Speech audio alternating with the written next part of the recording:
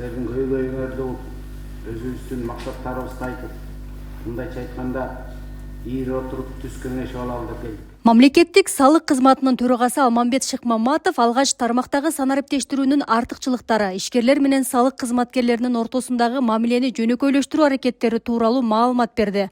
Ошондой эле жакында ишке кирген салык күзөтүнүн ишмердүүлүгү жана анын негизги милдеттери боюнча түшүндүрдү. Ким кайсы компанияны кайсы салыкчы текшерген, кайсы күнү текшерген, кайсы числодон баштап кайсы числого чейин текшерген, канча жолу приостановить эткен, канча сом взыскание кылган, анан тиги взыскание кылган должник аны качан төлөгөн, неге төлөбөй жүрөт, соттошуп атат деген ошо полностью хронология көрүнүп турат. Ал аудит деп аталат. Ошондо ал салыкчыларды көрүп турабыз. Эмне кереги бар ошо өзүнүн өндүргөн продукцияны сатканда чектөө киргизишти мен таптакыр түшүнбөй жатам. Жолугушуу суроо жооп форматында уланды. Баткендин ишкерлери түйшөлткөн маселелер боюнча ачык айтып, башкы салыкчыга суроолорун түз берүүгө мүмкүнчүлүк алышты. Алардын арасында жасалма эсеп фактуралар, аткезчилик, ошондой эле салык төлөнбөй көмүскөдө иш алып барган бизнес тууралуу көйгөйлөр көтөрүлдү. Көпчүлүгү 2022-2023 жылдардагы текшерүүнүн натыйжасында салыкка карыз болуп калгандарын, учурда бул иштер сотко өтүп кеткени боюнча айтып кайрылышты. Заправка жаатында иштегенбиз. Перепроверка болгондо Маркус жана проверка фирмасы аркылуу бир машинадан 1,5 миллиондон 3 миллион чыгарды. 2022 жылы бир машинага миллионго жакын чыгарды. Эми өзүңүз баарыңызга да түшүнүктүү, эми бир объемдон 1,5 миллион пайда таппайбыз. 50 тыйындан көрсө 20 миң сомго чейин пайда табуу болгон да. Ушуну биздин төлөгөнүбүз төлөнбөгөнү азыр ушул маалда иш козголуп сотто жүрөт. Насырканович ушуга бир мамлекет тарабынан кандайдыр бир ишкерлерге жеңилдик болот деген мындай жол көрсөтөт деген үмүттөбүз сиздерден. Маркус ишкана бул уже поставка кыла турган фирма эле. Соответственно, силер бул фирмадан жөн эле счет фактурасын эле сатып алдыңар. По факту в рамках уголовного дела показания Маркустун полностью алынган. 4%ке чейин али от суммы НДС отурган. Целая схема. Налоговая служба сама была замешана в этом.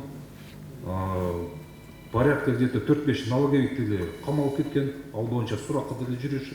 Контрабандист келип туруп бензинди саткан тууганга, анан кийин документ керек болгондо. Анан Маркус деген лжец счет фактура жазып койгон.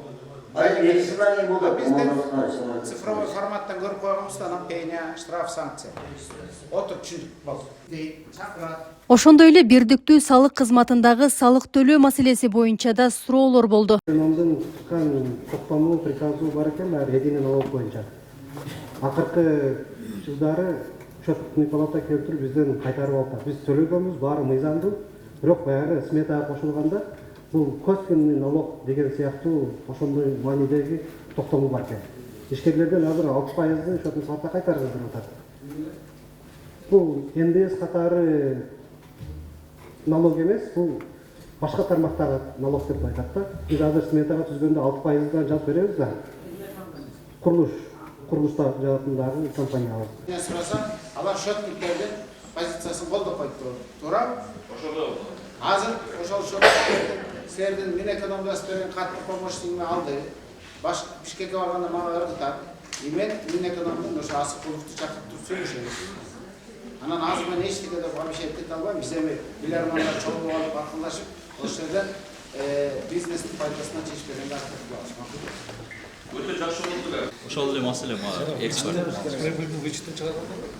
20% деп основнойго деп. Ошондой эле тема. Азыр апелляция менен алып туруп основной суммасын ичирсек, ошонун 80% алып 20% төлөп коюшат да. Ооба. Силерге канча чыгып атат азыр 20%?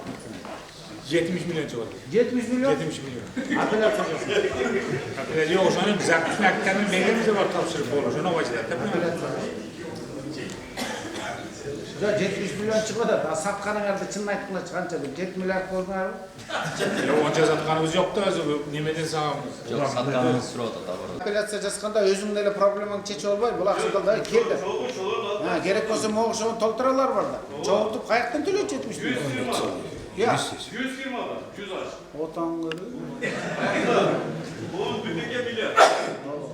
Ошолордун баарын чогулуп туруп, бир арыз жазгыла, кайра перепроверка жөнөтөбүз райондорго, туурабы? Силер караганда основной суммасын кичирейтип бергиле. Анан ошонун 20% болгондо мындай болуп отур. 70 кандай түгүл. Жыйында ишкерлер салык мыйзамдарын түшүндүрүү иштерин күчөтүү зарылдыгын белгилешти. Ал эми салык кызматынын төрагасы Алмамбет Шыкмаматов бул жолугушуу өлкө башчысынын тапшырмасы менен жүрүп жатканын билдирди. Анын айтымында аймактарды кыдырууга борбордук аппараттын кызматкерлери жана аналитиктери да кошо келген.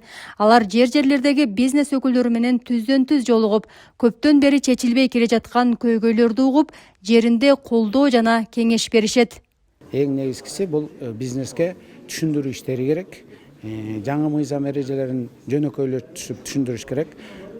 Салык кызматы ар дайым бизнес менен бат-бат карым-катнашта болуп туруш керек. Түшүндүрүү иштерин жүргүзүү. Анан экинчиси көмүскө салык төлөбөгөн серый зона деп коет. Бизнес контрабанда, салык төлөбөй качат эмеспи?